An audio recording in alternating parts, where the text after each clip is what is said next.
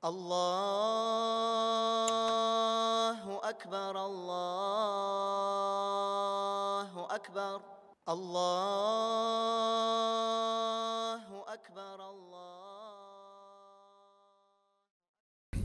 السلام عليكم ورحمة الله وبركاته. بسم الله والصلاة والسلام على رسول الله وعلى آله وأصحابه ومن والاه وبعد. اللهم علمنا ما ينفعنا وانفعنا بما علمتنا وزدنا علما وفقها في الدين. Дорогие братья, продолжаем с вами изучение суры Аль-Бакара. И последнее, на чем мы остановились, это описание лицемеров, людей, которые в сердце утаивают неверие, неприязнь к религии, недовольство ею, ненависть к ее постановлениям и законам, а внешне же выказывают свою набожность, выказывают веру и следование за пророком Мухаммадом саллаллаху алейхи вассалям. Но как Аллах субхану ва тааля в Коране сказал, что они являются лжецами и не являются верующими по сути. Осталось у нас сравнение, очень интересное, их положения. На прошлом уроке мы с вами изучили их качества. Да, из этих качеств было то, что когда им говорят «уверуйте так, как остальные люди уверовали», они говорят «разве мы будем подобны глупцам, которые веруют, и будем за ними следовать?» Также они, находясь рядом с верующими, ведут себя по одному образу, показывают свою веру, но когда же они возвращаются к своим предводителям, к своим шайтанам, к неверующим, подобным им, они говорят: нет, мы лишь насмехаемся, мы лишь издеваемся, и мы не являемся из их числа, то есть из числа верующих. И здесь же начнем мы с 17-го аята. Аллах субханаху ва тааля в 17 и 18 аяте приводит сравнение их положения. Первое, Аллах субханаху ва тааля говорит: «Маталухум каматали аллази стауқада нара. فلما أضاءت ما حوله ذهب الله بنورهم وتركهم في ظلمات لا يبصرون». Они, то есть лицемеры, подобны тому человеку, который разжег костер. Не то, что разжег, да, а попросил этого огня у другого. Истауқада, то есть он не сам по себе его разжег, а взял розжиг у другого и разжег вот это пламя. И когда этот костер разгорелся и осветил то, что вокруг человека, Аллах субханаху ва тааля забрал его свет. Аллах забрал этот свет, огонь угас, и он что сказал? «Ватаракахум фи зулумати ла юбиссирун». И Аллах оставил этих людей в темноте, во мраке. Зулумат, да, множественное число, во мраках. И они ничего не видят. Суммун букмун умюн фахум ла ярджиун. И они суммун, они не слышат ничего. Букмун, они не говорят ничего. Умюн, и они не видят ничего. Вахум ла ярджиун, и они не вернутся в прежнее положение. Это первый пример лицемеров, подобный человеку, который разжег огонь. Как растолковывает это ученый? То есть этот человек, они лицемеры в этом мире, тут есть несколько толкований. Одно то, что в их сердца изначально вошла вера. Как Аллах в Коране говорит: «Залика бианнахум аману thumma кафару». Это потому, что они сначала уверовали, а потом стали неверными. То есть ученые сказали, что в их сердце вошел огонь, нур, свет. Так же, как они разожгли огонь человек, значит, в их сердце был свет имана. Но затем что произошло? Затем они, да, начали сомневаться, затем они отстранились от истины и перестали ей следовать, и перестали в нее верить. Но внешне они продолжали проказывать свою веру. И как итог, они потеряли этот свет. Этот нур, который у них был, они его потеряли и перестали извлекать из него пользу.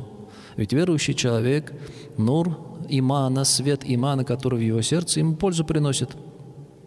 Он везде получает от этого пользу, получает пользу от речей Аллаха Субханаху ва Тааля, от хадисов пророка, саллаллаху алейхи салям, от религиозных постановлений. Но этот же лицемер, он может и выполнять, но они фактически пользы ему не приносят. И в ахирате тем более никакой пользы не принесут. Так же, как этот человек, у него был огонь, но этот огонь угас. И он остался в темноте полной. Да, даже хуже, чем было до этого. Потому что, как мы знаем, например, вот попробуй зайди, да, побудь в темной комнате некоторое время, потом включи свет, а потом резко его выключи. Да, совсем ничего не видно становится. Это, да, этот мрак, вот эта слепота, которая окутывает, после того, как ты увидел что-то, а потом этот свет угас, он еще хуже становится, чем ты до этого был, просто в темноте находился. Также их положение. Они ничего не слышат, то есть они не слышат речей Аллаха Субханаху ва Тааля, то есть они не разумеют, не понимают. Их эти слова, они не проходят в их сердца. Они слышат, но не слушают. Они ничего не говорят, то есть из истины. В их речах, в их словах нет слов истины. Они, потому что ей не следуют, и они ничего не видят.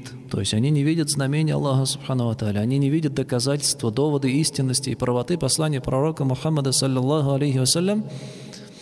«Вахум ля ярджи'ун», и они не вернутся обратно к прежнему положению, к положению веры. Ведь их сердца запечатаны, потому что они поступили таким образом. Уверовали, потом проявили неверие и оставались на своем упрямстве.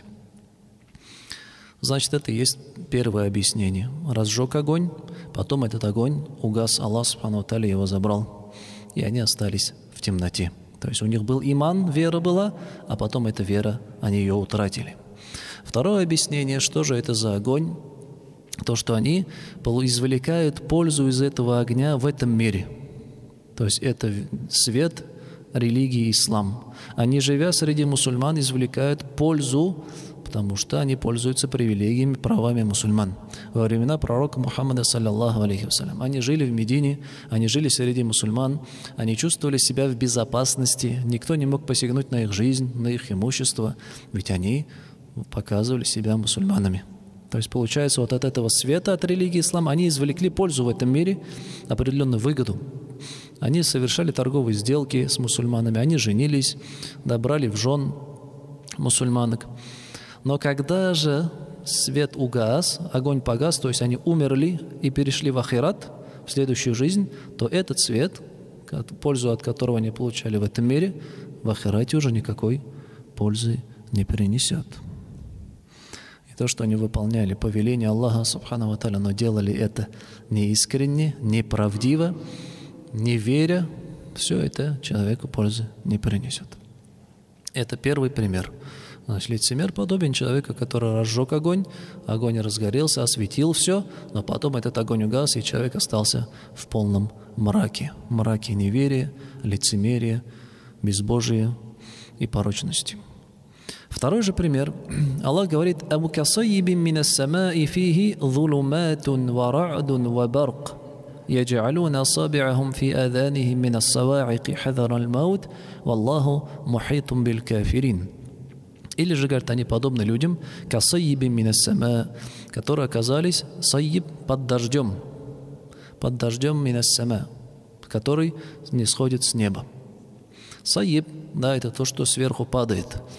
Ливень, да, сильный дождь. Это люди, которые оказались под сильным дождем. Фихи зулумат, и есть в этом мрак еще. То есть это не дневной дождь, а ночной. Ночной дождь, ночной ливень, да, это представляем ситуацию, люди идут, да, в пути, это путники, которые находятся, нет никакого убежища рядом, ночью, и тут начинается ливень, их накрывают грозы, их накрывают тучи, их накрывает мрак. Зулумат, говорит Аллах Субхану ва Тааля, их накрывают мраки. Первые ученые говорят, это мрак ночи, второе, это мрак облаков, и третье, мрак дождя, потому что когда сильный ливень накрывает, тоже ничего не видно. И вот они, говорят, подобны людям, которые идут ночью под дождем, и их накрыл этот ливень. И в этом ливне есть что? Фихи ра'дун ва барк, в этом ливне есть гроза, и в этом есть гром и грозы. Гром, да, это мы понимаем, грохот, который исходит при проявлении грозы. А гроза же это электрические разряды, которые, да, у нас проходят между облаками или между облаками. Значит, происходят электрические разряды, и они сопровождаются громом. Значит, в этом мраке есть гром и есть гроза. И что же они делают? Якадуль фихи зульматун ва барк. Яджалуна асабиахум фи аданихим мин ас-савaqi хадар аль-маут. И они в это время, когда в таком положении находятся, их накрыла гроза, гром, они что делают? Они затыкают свои уши. Они затыкают свои уши, боясь молнии, что она их погубит. Они затыкают уши, боясь молнии, что их погубит.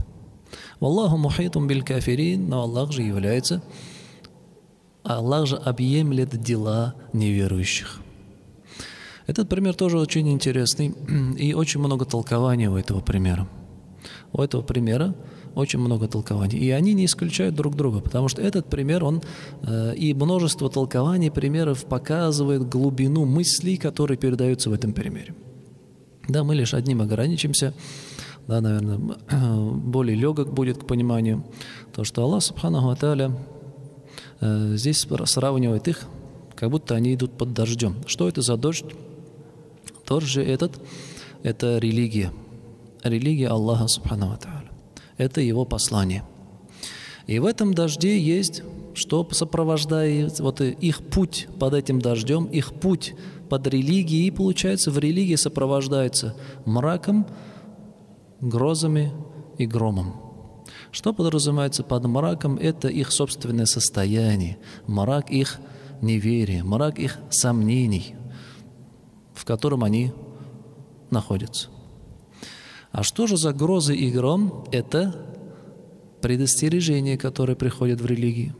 Это предостережение о наказании, это угрозы о наказании, угрозы наказания в аду, угрозы наказания в могиле, пояснение их собственного положения. Вот эти угрозы. Получается, лицемеры, они идут в свой путь в религии, как будто идут под этим дождем. Они окутаны этими сомнениями, они окутаны неверием, это мрак, который их окутывает. И сталкиваются с предостережениями в религии, гроза и гром. И что же они в этот момент делают? Когда идут по пути религии, они затыкают уши. Они затыкают уши. Здесь первое понимание, значит, вот эти предостережения, которые приходят, они что? Они не обращают на них внимания, они пытаются их избежать. Да, есть такие люди, порой с некоторыми сталкиваешься, когда им начинаешь объяснять, порой их предостерегать предостережениями. Да, из Корана, их слов пророка, саллаллаху алейхи вассалям, они начинают: не надо меня пугать, да, или начинают просто убегать. Они люди, да, есть такие, которые просто отворачиваются от этого. Они как будто закрывают уши действительно. И думают, и их положение подобно тем, которые закрывают уши под грозой. И думают, что закрытие ушей их спасет от молнии. Да? То, что ты уши закрыл, это не значит, что молния тебе не попадет. И здесь то же самое. Есть некоторые положения людей, которые на все увещевания и предостережения религии, они просто не обращают внимания и думают, что тем самым они спаслись, и все у них хорошо. Но что же Аллах субхану ва тааля говорит: «Валлаху мухитум биль кафирин», но Аллах же объемлет неверующих. То есть Он властен над ними, Он знает об их положении. И Он способен послать на них наказание, свою кару, как в этом мире, так и в следующей жизни их коснется наказание Аллаха непременно. Потому что то, что человек пытался избежать религии, то, что он закрывал на нее глаза, он затыкал уши, это не значит, что он спасся. Это не значит, что он спасся. Наказание Аллаха субхану ва тааля непременно накроет их в следующей жизни. Вот эти два примера Аллах субхану ва тааля привел о лицемерах. И оба примера, да, они раскрывают суть этих лицемеров и то, в каком они жалостном и также безвыходном положении находятся.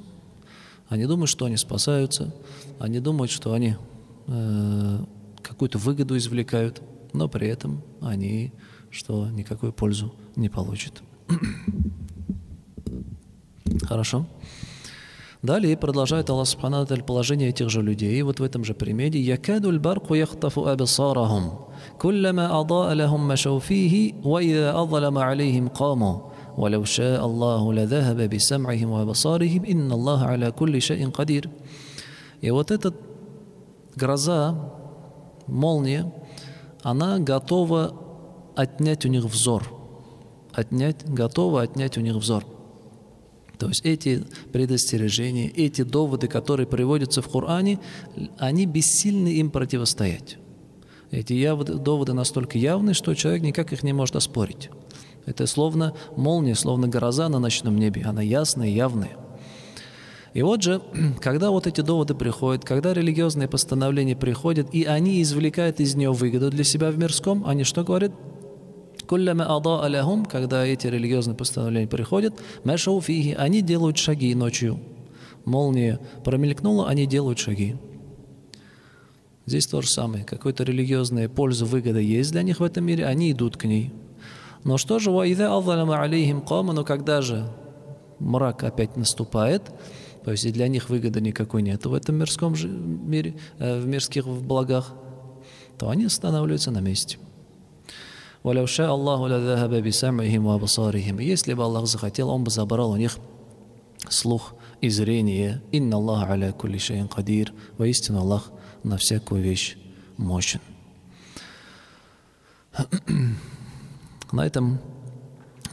Этими тремя аятами завершается часть вступления из суры Аль-Бакара, где Аллах Субханаху ва Тааля классифицирует людей.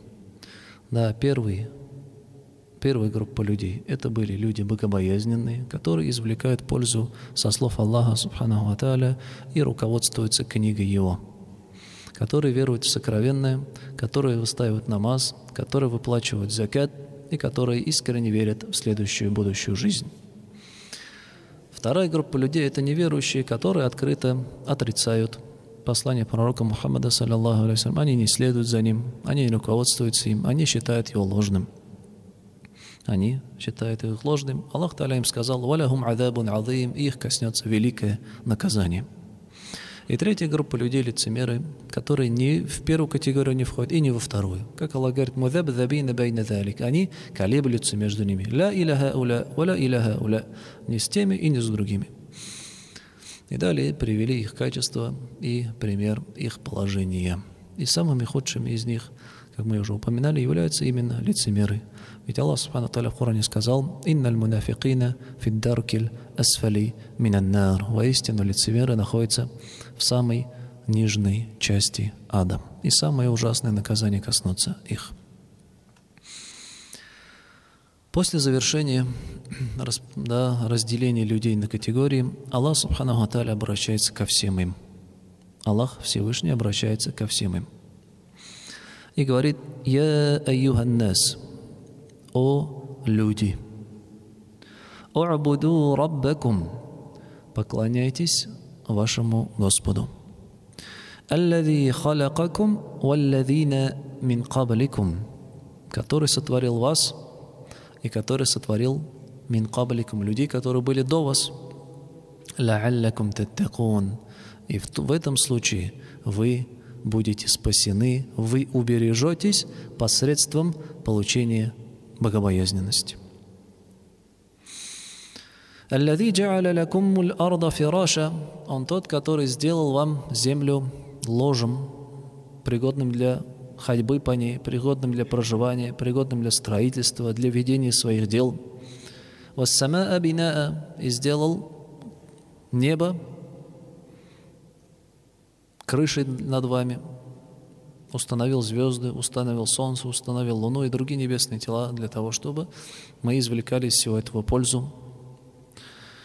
«Вассамаа бинаа, ва анзаля минас самааи маан, фа ахраджа бихи минас самарати ризкан лакум», и с неба Он ниспослал вам дождь, и с помощью этого взрастил вам на земле плоды. «Минас самарати ризкан лакум», плоды для вашего пропитания. «Фаля таджалю лиллахи андадан ва антум та'лямун», так не предавайте же Аллаху никого в сотоварищи, если вы уразумеете, если вы знаете. Вот эти два аята, они очень значимые и разъясняют человеку вообще суть его существования и правила поведения в этом мире. Что говорит Аллах? «Я аюханнас» обращается ко всем людям. И здесь люди – это слово общее. Оно касается каждого, кто именуется человек. Мужчина, женщина, богатый, бедный, млад, стар. Каждый, кто носит имя человек, это обращение адресовано всем им. «Я аюханнас» – «О люди». «У'буду раббакум». «У'буду» – «поклоняйтесь» можно перевести. Образуется от арабского глагола «абада я'буду» – «поклоняться», и либо же «быть в подчинении у кого-то». От этого глагола образуется слово «абд» – «раб». К примеру, «Абдуллах» переводится у нас «раб Аллаха». Либо «Абдур-Рахман» переводится «раб Ар-Рахмана», то есть милость его. И вот когда Аллах говорит «У'буду раббакум» – «поклоняйтесь вашему Господу», это означает «будьте Ему в подчинении, в покорности, так, как подобает это рабу». Раб – это тот, у которого нет собственной воли. Раб – это тот, у которого нет собственного имущества.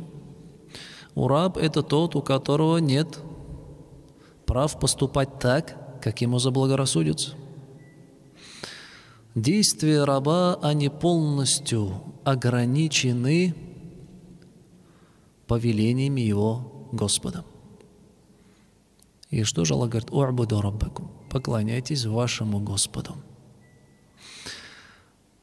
Есть некое неправильное понимание, да, даже не то, что неправильное, да, а неполноценное понимание слова «поклонение».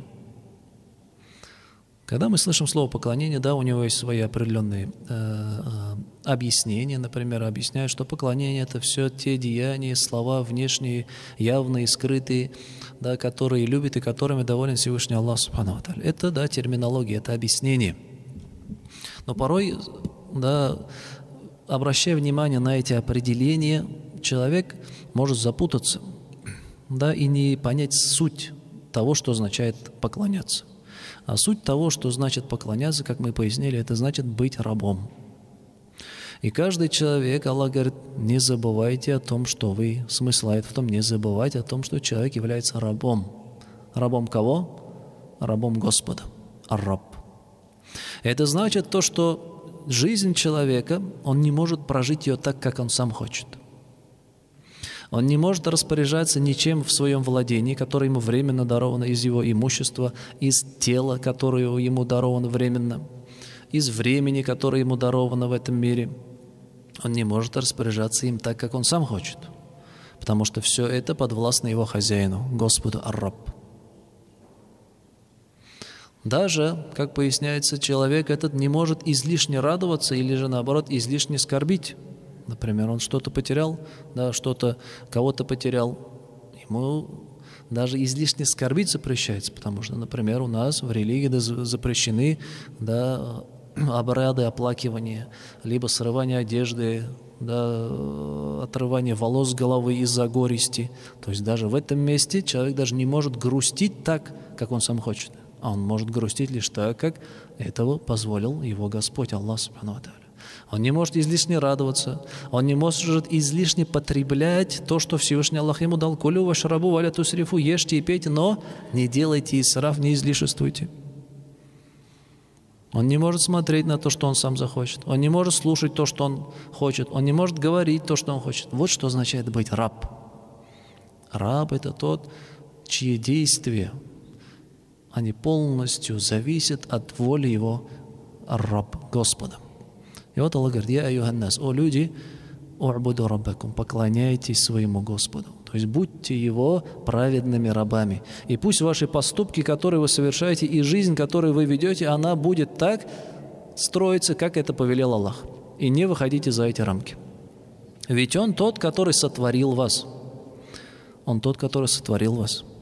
Он дал вам жизнь, разум, слух, зрение, пропитание, душу, время. Все это Он вам дал. И также Он сотворил тех, которые были до вас. Ваши отцы, деды, прадеды, предки, они все также сотворены Всевышним Аллахом, субхану ва тааля. Он тот, который установил для вас землю ложем. Лишь благодаря тому, что Аллах, субхану ва тааля, создал землю таким образом, мы способны на этой земле передвигаться без какого-либо труда для нас, не подпрыгивая или наоборот, не прилипая к земле из-за сильной гравитации. Он сделал землю пригодной для того, чтобы мы могли выращивать там различного рода плоды. Под землей установил разные ископаемые, нефть, из которой извлекает огромную пользу, драгоценные камни, металлы, различные виды деревьев, животных. Это все лишь по милости Аллаха, субханаху ва тааля. Так пусть же вот этот путь, который мы держим на земле, это наша работа, это наши повседневные дела, они будут соответствовать тому, как повелел нам Аллах субхану ва тааля распоряжаться. То есть мы рабы, которые находятся в хозяйстве Аллаха. Мы входим в это хозяйство, и мы в этом хозяйстве можем поступать лишь так, как Аллах нам повелел. И который сделал небо кровлей для вас, крышей для вас, и ниспослал дождь, и взрастил для вас плоды, которые являются для вас пропитанием. И не смейте предавать Аллаху сотоварища. Ведь как можно Аллаху предавать сотоварища и поклоняться кому-то помимо Него, когда все, что помимо Аллаха, является таким же творением, как и вы? Некоторые люди поклоняются животным, некоторые поклоняются небесным телам, явлениям природы, разным идолам, статуям, истуканам и так далее. Как человек может проявлять, что такое поклонение, обожествлять что-то помимо самого Творца? Это и есть великая несправедливость. Значит, первая мысль из этих аятов разъясняет суть существования человека. И что говорит в конце Аллах? «Ла'аллякум таттакун». Если вы будете поступать таким образом, вы, быть может, будете богобоязненными, и богобоязненностью этой таттакун вы спасетесь, защититесь от чего? От гнева Аллаха. Поступая таким образом, вы непременно защититесь от наказания и гнева Аллаха субханаху ва тааля. Первое – это пояснение цели жизни человека в этих аятах. Как, например, в суре Ад-Дарият Аллах говорит: «Вама халактуль джинна валь инса илля лиябудун». «Я создал джиннов и людей лишь для того, чтобы они поклонялись мне», то есть жили в покорном рабстве передо мной. И второе, в этих двух аятах есть также пояснение того, как человеку нужно расставлять приоритеты в этом мире. Аллах, Он наш Господь, который нас создал. Он создал людей, которые были до нас. Он, получается, в этом мире создает все, как благое, что приносит нам пользу, так и дурное, которое может нам навредить. Людей, которые могут нам навредить, обстоятельства, которые могут нам навредить. Аллах, Он тот, который дал ризк, пропитание, удел, условия для существования, все это Он создал. Следовательно, в этом мире ничего не происходит без Его ведома, ведь Он Господь. Теперь, если вернуться к человеку, у человека очень много стремлений, так ведь? У нас очень много желаний и стремлений. Да, уже в этом мире мы хотим ризк, удел, пропитание, богатство. Благую пищу, одежду, жилье, транспорт, семейство, потомство. Мы хотим здоровья, силу. Мы хотим душевное спокойствие. Мы хотим, в обществе уважения. То есть у человека стремлений и желаний очень много. Так вот же, кто же властен над всем этим, над всем тем, что желает человек? Это Раббакум, это ваш Господь. Он тот, который все сотворил. И, следовательно, раз ты хочешь достичь всего этого, всех этих стремлений, необходимо что делать? Необходимо обращаться к своему Господу. Необходимо заслужить Его довольство. И к этому и призывает религия. Так ведь? Некоторые люди ошибочно полагают, что религия, она закрывает путь человека к достижениям, закрывает путь человека к его жизненным стремлениям. Нет. Религия, наоборот, учит тебя правильно достигать в жизни своих целей. Каким образом? Через довольство Всевышнего Аллаха, субхану ва тааля. То есть можно такой интересный пример привести. К примеру, человек приходит в больницу с каким-то недугом, с какой-то целью, с какой-то нуждой, да, заходит в регистратуру, и на регистратуре ему говорят: пройдемте к главному врачу, и мы решим ваш вопрос. Он говорит: нет, я останусь здесь и буду вопрос решать здесь. Что мы скажем об этом человеке? Этот человек глуп. Потому что каждый разумный человек понимает, что если есть возможность зайти к тому, который распоряжается всеми остальными, в которого в подчинении находятся все остальные, необходимо зайти именно к нему. И так мы обычно стараемся поступить. Мы всегда ищем каких-нибудь друзей, каких-нибудь знакомых. Да, у тебя есть там знакомые в этом месте, есть ли у кого-нибудь знакомые в том месте, у кого-то есть там друг в третьем месте. Почему? Потому что мы стараемся выйти на руководство, потому что если руководство даст распоряжение подчиненным, то подчиненные должны будут выслушать, должны будут подчиниться и выполнить. Но если человек, сколько бы он ни ходил под подчиненными, от одного кабинета в другой, из одного окошка в другой, если сверху нету разрешения, снизу тебе не помогут. Так вот же в этом мире правило такое же. В этом мире есть Господь, в этом мире есть тот, кто всем распоряжается. В Его власти твое здоровье, в Его власти твое богатство, в Его власти твое жизненное достижение. Все в Его власти. И если мы всего этого хотим достичь, то необходимо что делать? «У'абуду раббакум». Поклоняйтесь вашему Господу. Живите в рабстве перед Ним. Вы живите в покорности перед Ним. Живите в послушании перед Ним. «Ла'аллакум таттакун». И тогда вы непременно спасетесь. Вы тогда непременно обретете богобоязненность перед Аллахом, субхану ва тааля. На этом мы на сегодня, иншаллах, завершим. Субханак Аллаху ва бихамдика, ашхаду ан ла илляха илля анта, астагфирука ва атубу илейк. Ассаламу алейкум ва рахматуллахи ва баракатух. Аллаху акбар, Аллаху акбар, Аллаху